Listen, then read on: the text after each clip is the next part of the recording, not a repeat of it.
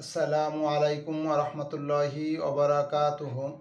গায়বী সাহায্য পাওয়ার, মহান রাব্বুল আলামিনের কুদরতি মদত পাওয়ার জন্য পরীক্ষিত সহজ একটি আমল। এই আমলটি করতে পারলে ইনশাআল্লাহ আপনি যে কোনো কাজে, যে কোনো সমস্যার জন্য আপনি কুদরতি সাহায্য পাবেন। গায়বীভাবে আপনার মহান রাব্বুল আলামিন আপনাকে সাহায্য করবে। এই আমলটি হচ্ছে প্রত্যেক দিন সুবহান আল্লাহ অবেহামদিহি ৫৫৫ বার পাঠ করবেন। তারপরে আলহামদুলিল্লাহ ২১ বার পাঠ করবেন। তারপরে সূরা ইখলাস ২১ বার পাঠ করে সূরা ফাতিহা ২১ বার পাঠ করবেন।